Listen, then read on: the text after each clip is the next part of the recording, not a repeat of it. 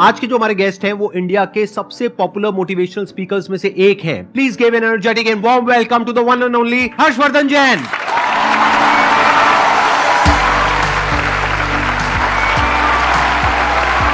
क्या हाल जी? Same to same.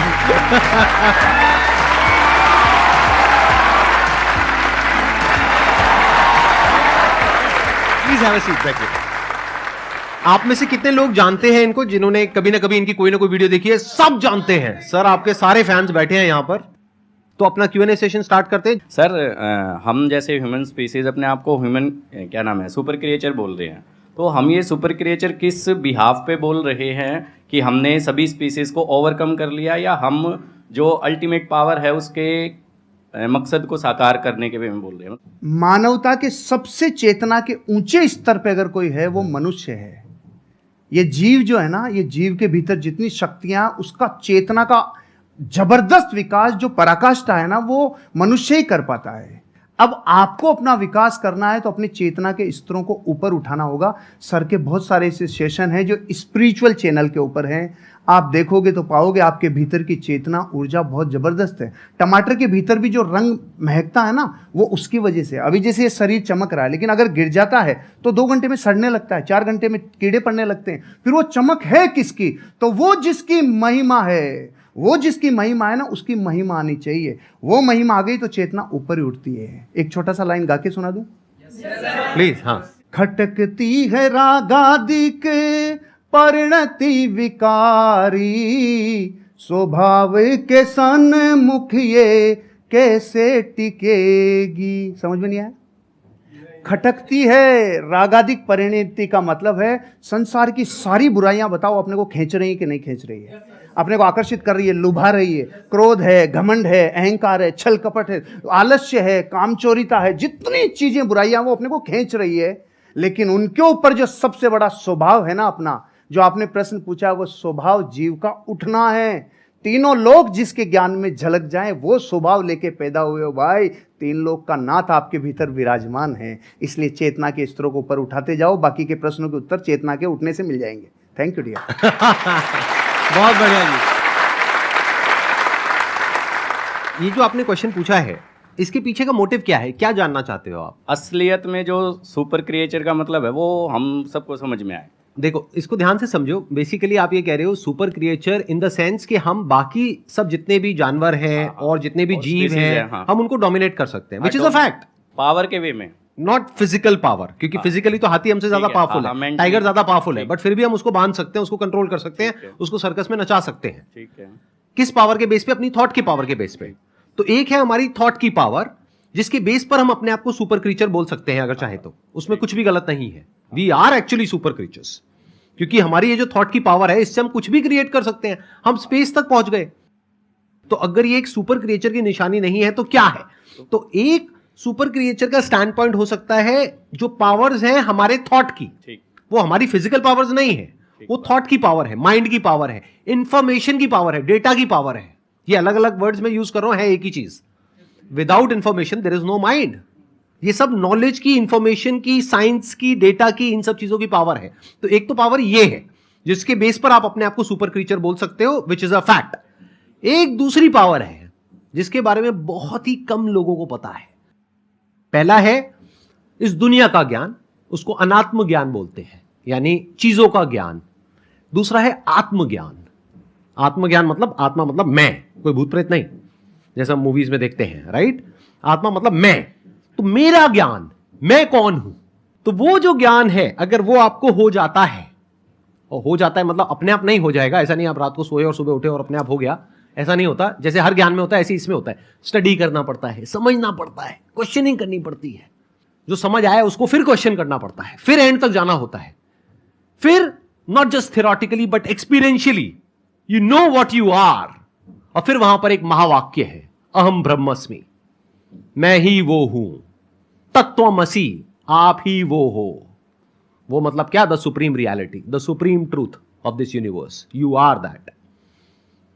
तो वहां तक आप पहुंच जाते हो, not just theoretically but experientially.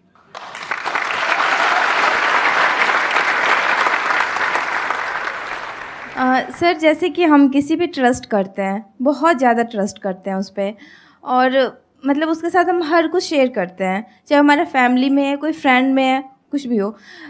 जब वो एक बार हमारे ट्रस्ट को हर्ट कर देता है, वो हमें बहुत ही बुरा समझ लेता है और कुछ भी कह सकता है वो कभी भी। तो दोबारा अगर उससे रिलेशन बन रही है, हमारी बातें करनी स्टार्ट हो रही है, सब कुछ हम इग्नोर करके, तो क्या सर दोबारा से उस पर हमें वही ट्रस्ट पहले वाली लानी चाहिए, उसके साथ शेयरिंग करनी चाहिए, या उसके साथ मतलब खुल के हम बातें कर सकते हैं कुछ भी? नेपोलियन हिल से जब जीवन में सबसे बड़ी सीख को लोगों ने कहा ना, एक लाइन में बता दो। नेपोलियन वो व्यक्ति हैं जिन्होंने 25,000 से ज़्यादा लोगों के ऊपर कई वर्षों तक अध्ययन किया, और फिर एक व्यक्ति राजस्थानी मारवाड़ी गया, उन्होंने कहा साहब हमें पूरा ज्ञान नहीं चाहिए, एक लाइन में बता दो, एक लाइन में बता दो। तो उन्होंने पता है क्या बोला? डोंट टेक इट पर्सनली, दिल पे नहीं लेना, दिल पे नहीं लेना, क्योंकि रास्ते में तो स्क्रैच होंगे, हम इमोशनल हैं, हमारे स्क्रैच तो होंगे, लेकिन अगर दो लोगों को अर्धनग्न करके दौड़ा जाए, एक को तेल लगा के और एक को सूखा, तो मिट्टी ज़्यादा कौन लाएगा? तो तेल लगाना बंद कर दो, यहाँ नहीं, दिल पे तेल लगाना बंद कर दो, हृदय पे लेना बंद कर दो, नहीं तो जैसे ही मार्केट में जाएंगे लोग तो आपको कुछ कहेंगे। तो पहली बात तो दिल पे नहीं लेना, क्योंकि दिल पे लेते लेते तो खत्म ही हो जाएंगे, फिर सबका दिल पे लेते चले जाएंगे, एक बात। दूसरी बात, आप कह रहे दोबारा ट्रस्ट करें कि नहीं करें, सोच समझ के, विचार करके, क्योंकि जिस व्यक्ति ने एक बार ट्रस्ट तोड़ा है तो फिर वहां पर एक सिद्धांत लागू होता है, प्रेम भाव हो सब जीवों से, विश्व के हर जीव से प्रेम हो भाई, करुणा स्रोत बहे दुखियों पे, दुखियों पे फिर विशेष करुणा बहनी चाहिए, प्रेम भाव हो सब जीवों पे, करुणा स्रोत बहे दुखियों पे, दुर्जन में मध्यस्थ विभो, ये जो दुर्जन है ना उसमें फिर थोड़ा मध्यस्थ विभो उन पे, और गुणी जनों में हर्ष प्रभो, जैसे सर गुणीजन है तो ऑटोमेटिकली हृदय से एक श्रद्धा बहती है। तो प्रेम भाव हो सब जीवों में, गुणी जनों में हर्ष प्रभो, करुणा स्रोत बहे दुखियों पे, दुर्जन में मध्यस्थ विभो। दुर्जन से थोड़ा दूरी बना के रखिए, आगे बढ़ जाएंगे। ट्रस्ट तोड़ने का मतलब क्या? वो छोटा भी हो सकता है, बहुत बड़ा भी हो सकता है। छोटा मतलब क्या कि आपको कहा कि हाँ हम यहाँ पर घूमने के लिए जाएंगे, और एंड टाइम पे उसने कह दिया नहीं जाएंगे, ये भी ट्रस्ट तोड़ना है। और एक है कोई बड़े लेवल पे ट्रस्ट तोड़ना, यानी कि आपकी शादी हो गई है और कोई तीसरी बीच में आ गई है, I am just giving an example, या फिर उसने पैसा आपसे लिया बोल करके कि 15 दिन में दूंगा या दूंगी, और बहुत पैसा आपसे ले लिया जो आपने कहीं से अरेंज करके दिया, उसके बाद में आप उसको फोन कर रहे हो, फोन ही नहीं उठा रहा है 1 महीने तक, 2 महीने तक, एक आध बार ना उठाए तो हो सकता है कोई जेन्युइन प्रॉब्लम हो, बट आपको समझ आ गया उसकी नीयत ही नहीं है पैसे वापस करने की। तो जब आपको समझ आ गया है कि वो इंसान भरोसा करने के लायक नहीं है, तो दोबारा भरोसा क्यों करना है? तब तक जब तक कि उसको एक्चुअल में पश्चाताप नहीं होता है। इंसान बदलता है, ये प्रकृति बदलती है, सब कुछ बदलता है, इस दुनिया में एक ही चीज कांस्टेंट है, दैट इज चेंज, सब कुछ बदलता है। तो हो सकता है वो इंसान आज ट्रस्टवर्दी ना हो, लेकिन 6 महीने बाद या 1 साल बाद वो पूरी तरह से बदल जाए। तो आपको देखना है कि क्या वो उसकी एक गलती थी, गलती किसी से भी हो सकती है, आपसे भी हो सकती है, मेरे से भी हो सकती है, इनसे भी हो सकती है, तब तो ठीक है, उसने पश्चाताप कर लिया और बार बार आपको सॉरी बोल दिया, कर दिया, बात खत्म। बट क्या वो उसकी फितरत है? क्या वो दुर्जन है? जैसे इन्होंने वर्ड यूज किया दूरजन, मतलब कि ऐसे जनों से दूरी रहो, दूरी बना करके रखो। सर जैसे कि आप बता रहे रिश्तेदार हो गए या फिर लोग हो गए, इनको इग्नोर करो, राइट? बट अगर बात हो जीवन साथी की, आप उनके लिए मतलब सब कुछ कर रहे हैं, सब कुछ मतलब कि जैसे कि घर संभालना हो, बच्चे संभालना हो, साथ में उनका फाइनेंशियली भी उनको हेल्प करना हो, बट हम उनसे सिर्फ एक ही चीज़ चाह रहे हैं कि अगर वो हमें थोड़ा सा समय दें, पूछे कि आप कैसे हैं, क्या है, बट वो चीज़ होता नहीं है। तो उसको कैसे रियलाइज़ कराएं, या फिर उस इंसान को हम अपना फीलिंग कैसे बताएं? किसी भी इंसान को आप रियलाइज करवाना चाहते हैं तो यही है रियलाइज नहीं करवाने का तरीका। मत करवाइए, अपने हिस्से का काम करवाइए। डेरेन हार्डी से एक पति पत्नी तलाक की नौबत पे पहुंच गए। उन्होंने कहा कि देखो साहब हमारी काउंसलिंग करा लो, आखिरी मौका है, हम फिर छूटने वाले हैं, अलग अलग होने वाले हैं। उन्होंने अलग अलग काउंसलिंग की और पूछा उनसे कि आपके जीवन में इस रिश्ते को निभाने के लिए आपका योगदान कितना % है। तो पति ने कहा हाँ 50 मेरा है, 50 इसका है। पत्नी ने बोला 50 मेरा, 50 इसका है। उसने कहा बस यही रोग है तुम्हारा कि तुमने 50-50% रिश्ते को बांट रखा है। जिस दिन आप ये कहोगे नहीं इस रिश्ते को निभाने की जिम्मेदारी मेरी 100% है, उस दिन से आप जीवन में, क्योंकि आप अपने हिस्से का काम करो, उसका नहीं। अब ये तो है जो फैक्ट है। अब बात करते हैं जो रास्ते में आने वाली घटनाएं जो अनिवार्य है। आप और हम जब ये यात्रा करते हैं ना, पति पत्नी वाली यात्रा, आपके साथी वाली यात्रा, तो जीवन बदलता ही बदलता है। चंद्रमुखी काल आएगा ही आएगा। सूरजमुखी काल आएगा ही आएगा, और एक टाइम पे ज्वालामुखी युग आएगा ही आएगा। ये रिश्ते में उपहार आता ही आता है। यहाँ पे देखो ना आप, शुरुआत में गाने कैसे होते हैं, चोरी चोरी दिल तेरा चुराएंगे, अपना तुझे हम बनाएंगे। सुशीला बैठी है ना इधर, इसलिए मैं ये गाता था, इसलिए बताया मैं। अच्छा, आपकी वाइफ भी आई हुई है? सुशीला आई है ना। अरे big round of applause for her. हाँ, नमस्कार जी, नमस्कार। एक बार ये कंप्लीट कर लें, उसके बाद आपसे कुछ बात करूंगा। हाँ, yes, प्लीज yes. बैठिए। फिर गाने थोड़े दिनों के बाद थोड़ा बदल जाते हैं। जिंदगी में कोई कभी आए ना रखा। बदलते हैं कि नहीं बदलते? बदलाव को स्वीकार करना चाहिए, परिस्थितियों को अपना काम करने देना चाहिए। लेकिन आप जब पूरी ताकत इस पे लगाते हो ना कि सामने वाले को रियलाइज हो, नहीं होगा, फिर हमने उल्टी तरफ रास्ता, उल्टी तरफ अपनी ताकत लगा दी।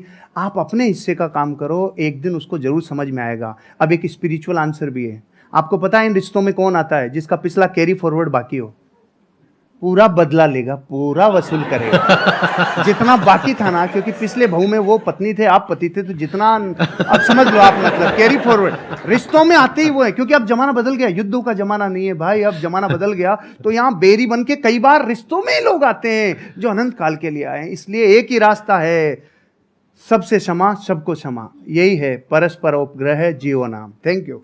थैंक यू जी, बहुत बढ़िया। अच्छा, अब मैं एक बार, आपकी वाइफ भी आई हुई हैं, हाँ, उनसे कुछ सुशीला। बात कर सकता हूँ, अरे कुछ सर, पूछ सकता हूँ? एक बार माइक उनको दिया जाए। हाँ, हाँ, हाँ, जैसे इन्होंने बताया एक काल के बारे में, स्पेशली वो मेरे को काल काफी इंटरेस्टिंग लग रहा है, ज्वालामुखी काल। तो ये काल वो अभी नहीं आया हमारे बीच। अभी तक नहीं आया। मतलब शादी को कितने साल हो गए आप लोगों के? 17-18 साल हो 17 गए। साल, 17.5 साल। इनके बारे में कुछ ऐसा बताइए जो हम लोगों को नहीं पता है, मतलब किसी को, पब्लिक को नहीं पता है। अच्छी क्वालिटी और ऐसी कुछ नेगेटिव क्वालिटी। एक्चुअली सर ये ऐसे ही है कि कुछ भी ढका हुआ रखते ही नहीं, जो है ना, जो सबके सामने है। ये तो हो गई अच्छी क्वालिटी। जो हर सर इंसान सुनना में कुछ चाह रहे हैं प्लस वो भी बोल। होता है, कुछ माइनस भी होता है। जो सर सुनना कुछ- चाह रहे हैं ना वो बोल।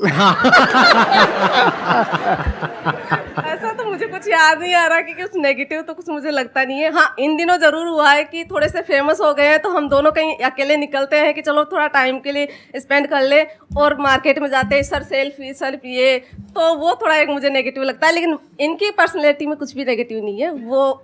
अच्छा, सच सच बताना, जब जैसे आप कहीं गए मार्केट में, अब एक तो है कि कोई लड़के आकर के फोटो खींच रहे हैं, चलता है। एक है कोई सुंदर सी कन्या आई कि सर मैं आपकी बहुत बड़ी फैन हूँ सर, और उसने आकर के, ऐसा होता है, और उसने आकर के मोबाइल आपको पकड़ा दिया, फोटो खींचो। तो ऐसे में क्या होता है? सुनने दो, मैंने भुगता हुआ है इसलिए मैं पूछ रहा हूँ। नहीं, ऐसे में ऐसा होता है कि सर फिर किस थर्ड पर्सन को बुलाते हैं कि भैया आप मोबाइल ले, सुशीला आप भी आओ हमारे साथ, फिर हम तीनों की पिक्चर होती है। मैं इसको साथ अकेले किसी लड़की के साथ। अच्छा, अकेले लड़की के साथ फोटो नहीं खींचते हैं? मैंने आज आपको पर्सनली पहली बार देखा है। मतलब आप जैसे मोबाइल में देखती हूँ मैं, उससे बहुत ज्यादा स्मार्ट और अच्छे लग रहे हैं। सर आपका क्या कहना है इस बारे में? सर मेरे से ज्यादा यही देखती है। अच्छा, और मैं जब नहीं देख पाता और इतना ज्यादा व्यस्त रहता हूं, तो ये मेरे को पूरी रिपोर्ट देती है, आज की वीडियो में ये था, आज की वीडियो में था, पूरी समरी मेरे को आपको यही देती है। सर आई मस्ट से आप दोनों की जोड़ी बहुत अच्छी है, और may God bless you both. Thank you sir, thank you. हाँ, आपकी और मैम की भी बहुत अच्छी है। मैंने आपका वीडियो देखा था आपने, और हमारा वीडियो देखा था? पर मैंने रिपीट 2-3 बार देखा कि कितना अच्छा हमने बोलती है पूरा मैम। मतलब मैं कैमरा फ्रेंडली नहीं हूँ। अभी आपसे बात करी तो अच्छा, अभी मेरे सामने कैमरा आ जाएगा तो मैं बोल नहीं पाऊंगी, तो इसलिए तो मैम बहुत अच्छा बोलती हैं। आप मेरी तरफ से उनको बहुत बहुत congratulation. Done, I'll pass on your message, please. Thank you. बैठिए। अब एक काम करते हैं छोटा सा, अगर आप लोग हाँ कहो तो पहले ही हाँ, पहले सुन तो लो। मैं पिछले कुछ टाइम से मेंटलिज्म सीख रहा हूं, तो इनके साथ कुछ किया जाए। आप में से कोई भी मेरे को अपना आईफोन दे दीजिए। मेरे वापस नहीं आएगा। हो सकता है वापस ना आए, मतलब ये तो गुरु दक्षिणा है भाई। चल जाएगा अगर अरे भाई नहीं नहीं नहीं नहीं, नहीं, नहीं, अरे नहीं। प्रभु, कोई भी पर्सन का नाम सोचिए अपने माइंड में जो बहुत फेमस हो। वो एंटरप्रेन्योर भी हो सकता है, हॉलीवुड का भी कोई सेलिब्रिटी हो सकता है, बॉलीवुड का भी हो सकता है, हो भी सकती है, मेल फीमेल कोई भी हो सकता है, सोच ली। बिजनेसमैन भी हो सकता है, कोई फेमस इंसान।